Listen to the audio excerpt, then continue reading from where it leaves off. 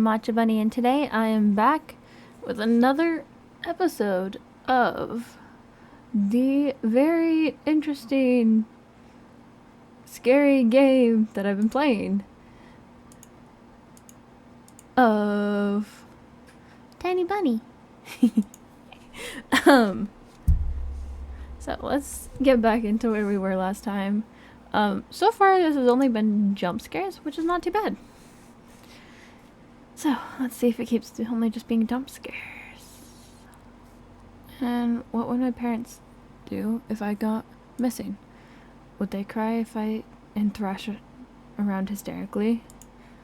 Or would they accuse each other, like they've always do? Afraid about me eventually.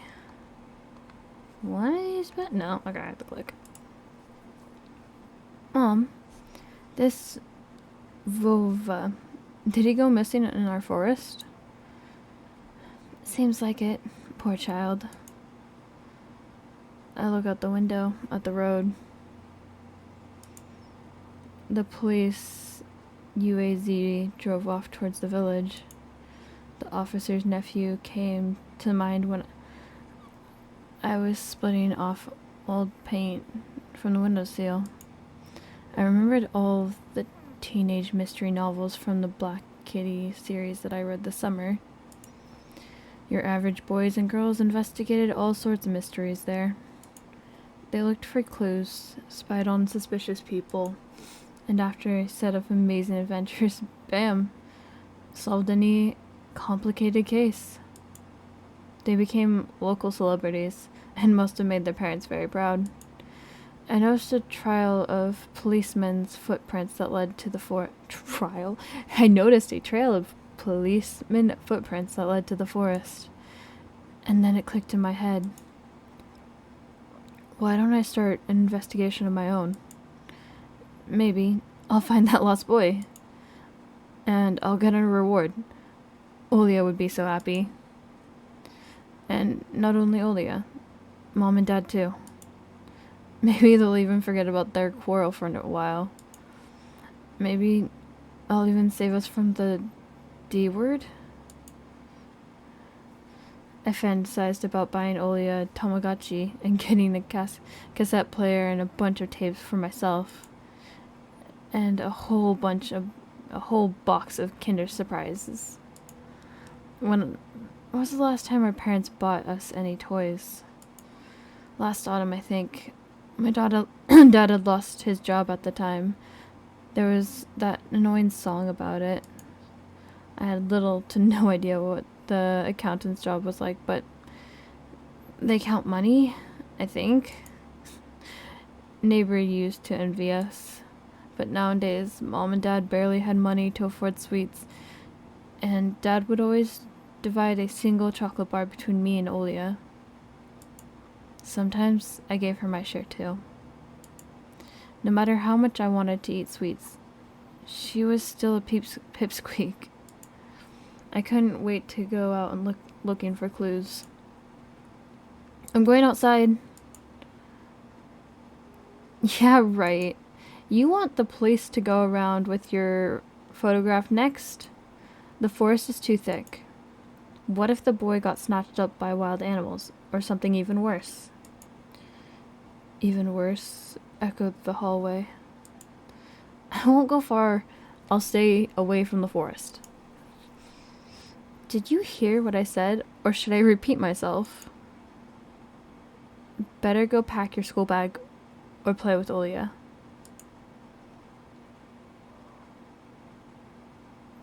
The sound of splashing water came from the kitchen. It meant the argument was over and Mom had the last word.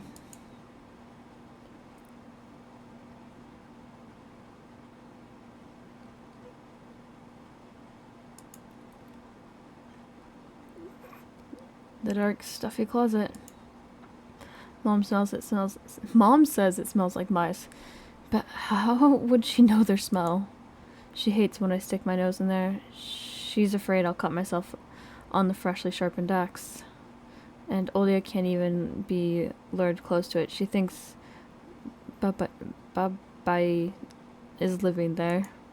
I tried to help her fight her fear once. I opened the door and turned on a dim lamp so she could see there was nothing but cobwebs and Dad's tools scattered in scratched walls. She still didn't believe me. And I'd like to hide in the closet and listen to Olia count outside. 1, 2, 3. Better hide from me. Then drag her feet on the creaking floorboards, hoping that she wouldn't need to look for me in the cramped monster's den.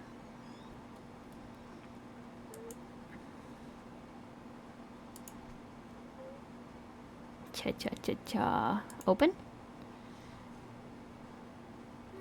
Grandma kept ice cream for me and Olia there, but now I can only see meat bits and for soup and clumped together pelmeni. Whatever.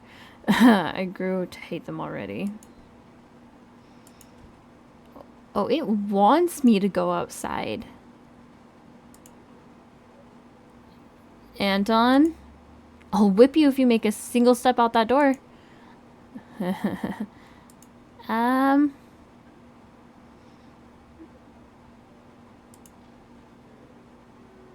Mom's peg top and family relic. My mom played with it when she was little, then she gifted it to me. Olia was next in the succession line. The toy belongs to her now. She started at the dancing spindle as if it could show her something, a fairy tale or maybe even our future. Now, even my little sister was a bit too old for the old squeaking peg toy.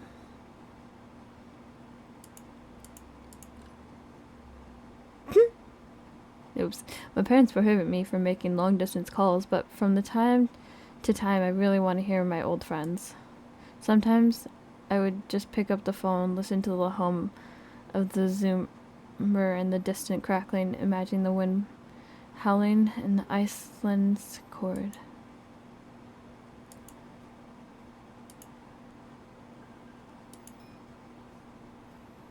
This cross has seen so many people come and go in this house. It was black as if it absorbed all the human sin from the long years it was hanging under the ceiling.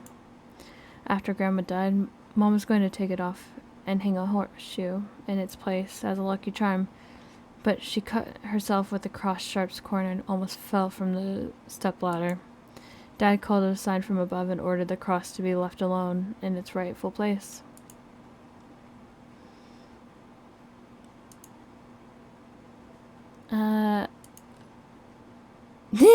Anton, get your hand off the phone. A black cross. I think I have done everything but leave the house. Let's see. I took a peek at Mom's crossword. She would have get very angry if someone gave her advice. So me and Dad faked knowing the answer and being about to reveal it all the time. I smile at the fleeting thought. Vertical line 9, the name of Philistine's deity that protected them from the viper bite that had the nickname Lord of Flies. Second letter is E.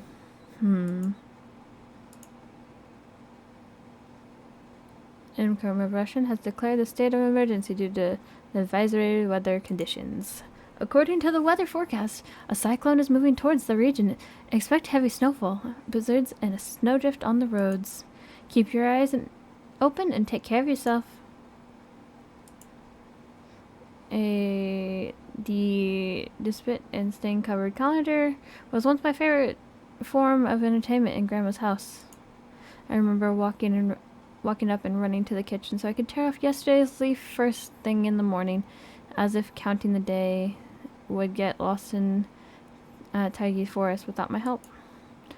One day closer to New Year's, one day closer to Grandma's funeral. I haven't touched the calendar for years now.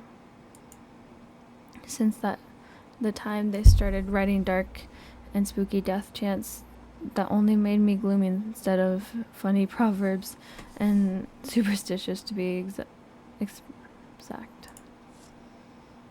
I grabbed a dusty calendar leaf with caution and tore it off effortlessly. Sadly, the spooky description from my childhood's was still there. 7 horses carry the log. If 7 can't carry, bring the 8th from a ferry. They will take it away and never come back. This is the fate of a log cannot escape. I crumpled a gray leaf and threw it into the waste bin, hoping to get rid of the anxiousness that washed over me. It was spreading inside me like an ink stain on a blotting paper. It was difficult to lie to Mom, but there was no other way for me to run away from home. Mom, something's wrong with the TV. The picture's dim and there are stripes all over the screen. My mother's face became visibly disoriented.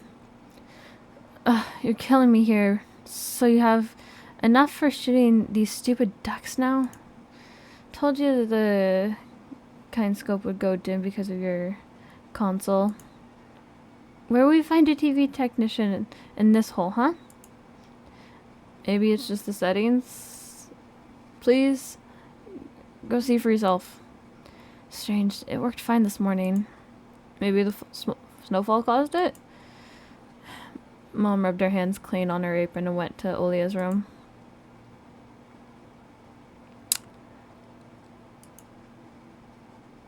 Bye! I opened the front door and went into the fields, carefully so my mom wouldn't see me from the window. When I crossed half the distance towards the forest, snow piles became as high as my knee. I remembered my nightly fears. I saw the silhouettes around here. They were jumping around, holding hands. That hypnotizing music started playing in my head all on its own. In the light of the day, these distant figures felt like a simple dream. The sun turned my nightmares into ash, but the aftertaste was still there, distant ringing in my ears, distorted shadows crackling on the snow alongside me, and a barely audible whisper in my head, blurry and almost kind. Everything was silent. So silent, I felt like the world was totally empty. No ground, no sky, no parents, no Olia. The time reached its limit, and a one-way trip that ended at the forest's pinky stockade. Sometimes the silence was much scarier than any scream. Our parents would scream at each other while arguing, and both me and Olia turned to stone listening to them. But then always came the ringing silence. Our apartment became numb, and a couple of days before we departed. It was hard to remember the last time Mom and Dad joked around, laughing, or even spent time together. Almost like all of it was in a previous life. When they kissed with Olia's present, she would always frown and snorted in a funny way. But one day, it all changed. Something important had left our home, and something scary filled the remaining void. It was as if a fire broke up and our parents were hurriedly packing our belongings, trying to save themselves and us. From who, though? From people with dead, cold eyes who sometimes visited us in our previous home? The eyes that only saw balls of worn on the black ground and everything. And somewhere far away a siren was going off, trying to warn us of the coming menace. I shuddered, chasing any of my delirious delusions, and looked around. Kids' eyes are weird. There was only me and white field and wind that was whipping up icy dust and belts of powdered snow. I squinted from the sun and turned my eyes to the sunless forest. It looked especially dark in the contrast of the blinding whiteness. Kanobi trees. Nobi trees, tree roots slithered under the snow like fake snakes. Rotten leaves and I always fuck up that word. I want to say carnivorous, but that's not it. Coniferous needles froze into the ice. That's a mitten. That's a mitten. That is okay. Dry, prickly branches intertwined, bringing up comfortable thoughts about fences. Uncomfortable. They were protecting the forest? Or were they keeping something from breaking out? Yep. Some object was hanging from one of the pointy branches. I tried to get closer, drowning in the snow. When I almost got to the edge of forest, I saw a knitted mitten. It looked like a wounded bird among the hungering semi-dark. Should I take it to the police? The senior officer looked gloomy, but he still reminded me of Captain Casanova from my favorite TV show called The Street of Broken Lights. He was also always anxious, with a tired look in his eyes, but still brave and strong. Will this mitten help them find the lost boy? Vova. I heard a distant shout. Looks like it's coming from the river. Vova. Oh, you can sort of hear that game actually do it. Vova. As if the trees were calling out to someone. Vova. Resounded closer to me. Someone was standing there behind the trees, hiding. Volva? Oh, Volva! I'm waiting for something to pop its head out. I knew someone was looking for the lost boy, but still, something was unsettling about this figure. Where is it? Hold on. I want to try to find it.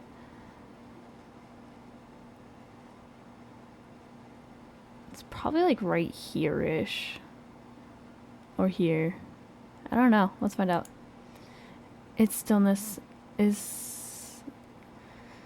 How is it bent unnaturally towards the ground? Oh, wait. Where is it? Wait, no, I want to find it before I... where are you, sir? I don't know where it is. It's blackness. There's no one there, just branches and roots. It's all just my imagination. Is it? Is it, boy? Sir, I think you might be wrong. A nearby bird flapped its wings loudly. Ah, it was there! A shadow split from the tree and disappeared from my sight. I looked away for just a moment, but when I turned my gaze back to the same place, it was gone. So it was my imagination after all. Silence regained for painfully long time. Resigned for painful. Doko, doko, doko, doko. Where'd it go? There's a bunny face right here. I don't know if it's supposed to be, but it looks like one. My muscles were tightly sprung. My heart was beating somewhere in my throat. Any noise, any little movement, any small whisper from the thicket, and I'd sprint. But nothing of the sort happened. I looked at the mitten once more. No, because I saw the thing right here. Okay. Okay. Huh. Do I? Is it still there? I don't know if it's still there. You know what?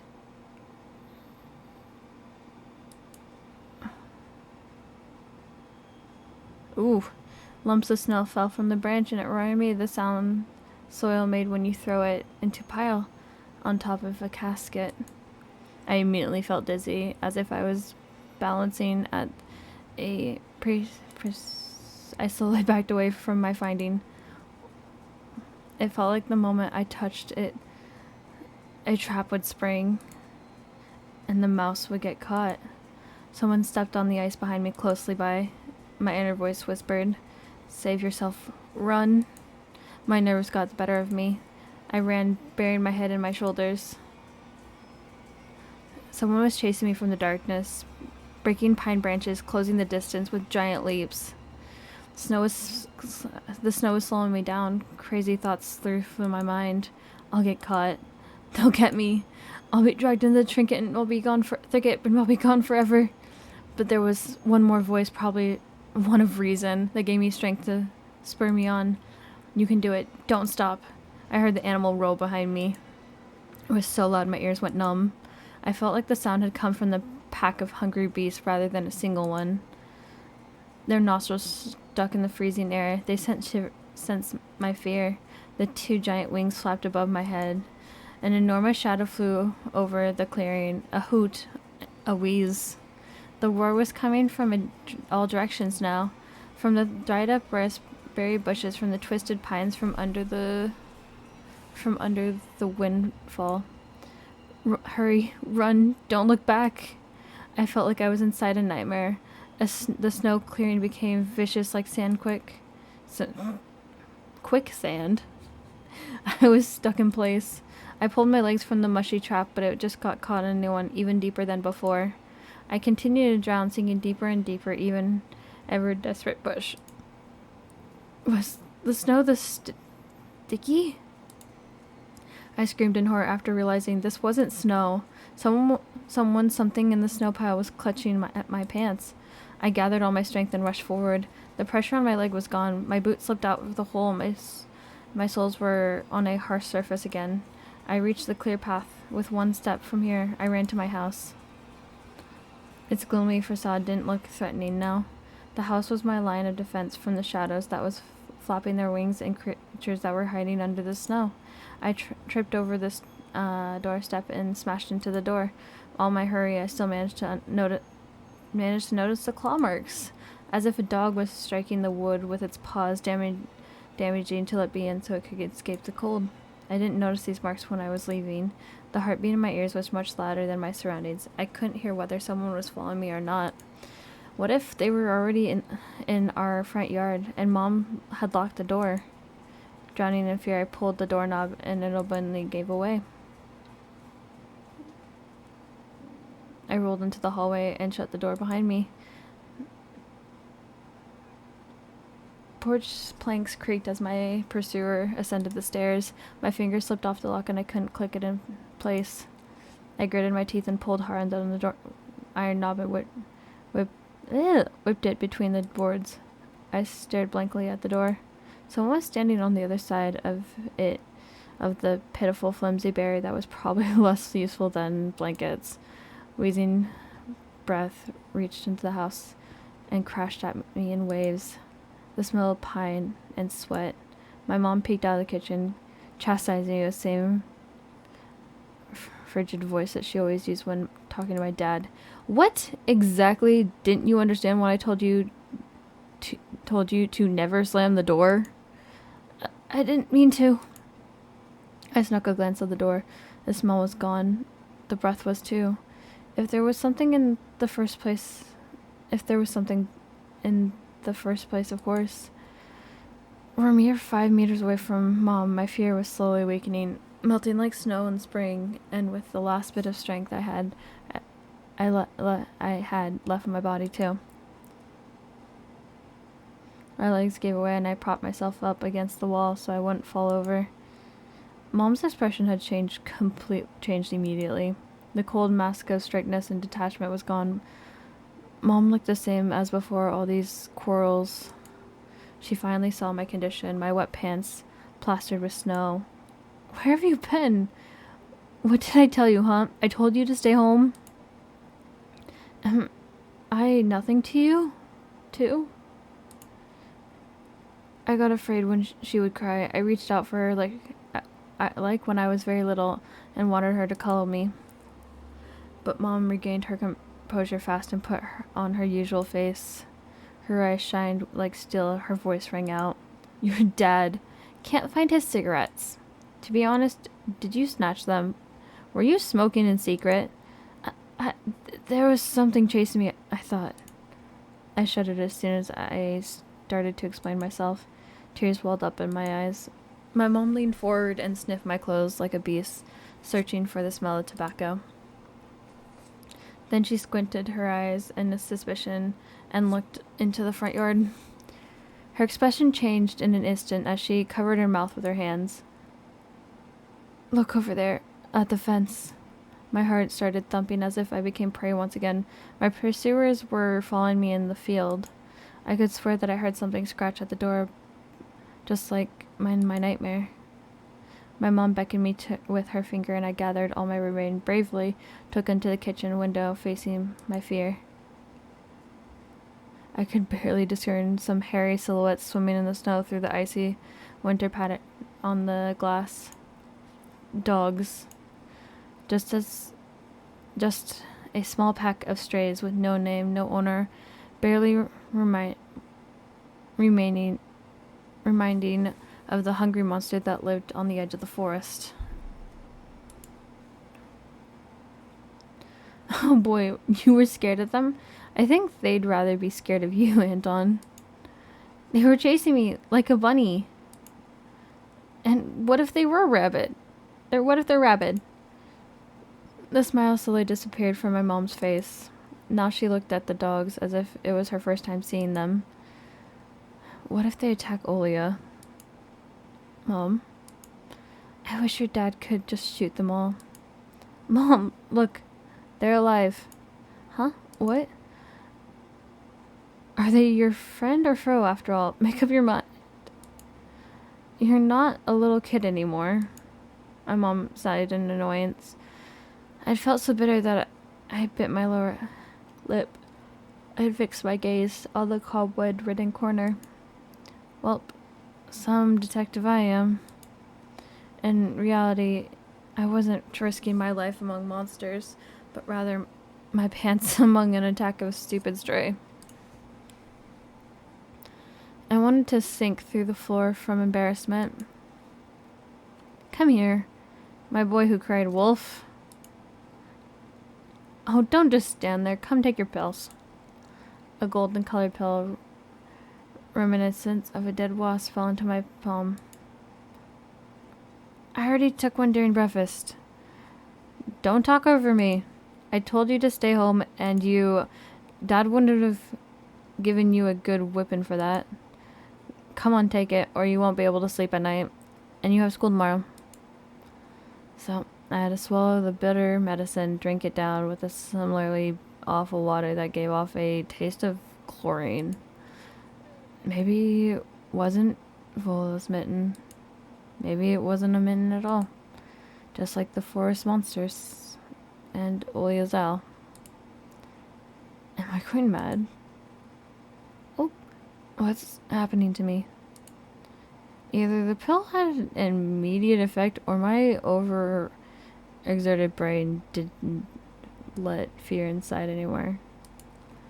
Serenity washed over me, bringing yawning indifference along with it. Anton, you done? You see, you can do it when you try.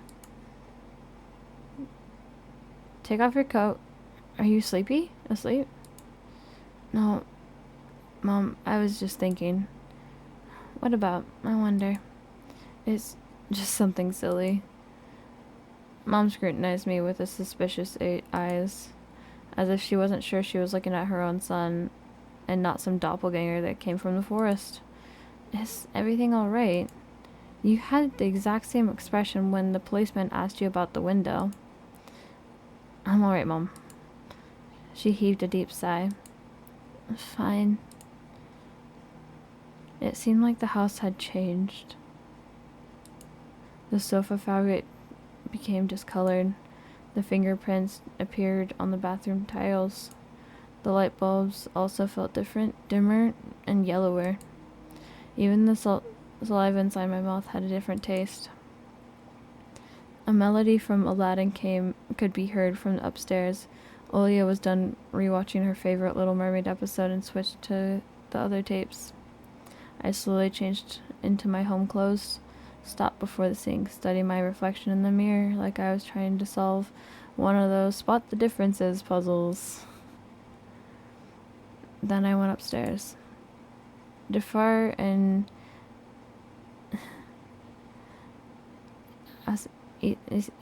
Yago? Yeah, I think that's what his name is. Yago's voices died down.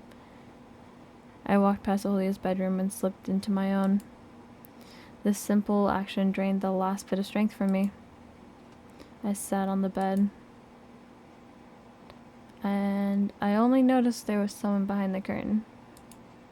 I tried, my tired hand dropped the sheet, whether it was due to the medication I took or the stress of I underwent. The room began to contort, as if the wind was blowing the walls out like a parasails. The corner of the room bent and unduled. The only stable thing in the whole room was the figure behind the window still, and the curtains, and a flimsy piece of cloth that was stuck to my hidden visitor, just like a shroud. Olia? Who else would be standing there? I stood up, licking my dried up lips. Yeah, Olia, it's so funny. The silhouette was unmoving. It was enveloped softly by the curtains, as if there was a thick layer of darkness there, not a human being. I reached towards the curtains. Ba-dum. Ba-dum. Beat my heart. I controlled by the medication. The wind sang in the field with a chorus of voices. For a second, I wanted to return to the bed, just lie down, and watch the person behind the curtains, knowing full well they were looking back at me. They were looking without blinking, waiting for me to fall asleep. Yeah. Gotcha! I knew it was you from the beginning. A blindly blink halo lit above Olia's head, with the setting sun in the background. My sister was shining. When she was just a baby, Dad always used to say she was shining with happiness. I always retorted, but Dad, she's not some flashlight. But I brought her to the window one day, and the sun pouring on her smiling face. It felt like I was holding a light, woven child. Why did the police come? Did you do something? Of course not. It's because of the owl, isn't it? I showed her a worried smile and rubbed her head. A boy got lost in the woods. Oh, he must be really cold out there. Will they find him? They will. The police are going house to house showing his photo to everyone. Olias traversed the room with care and pressed her tiny palms against the window. And why are they going to the houses and not the forest? Are they scared? The question caught me off guard. The police aren't scared of anything. They've already scouted the forest.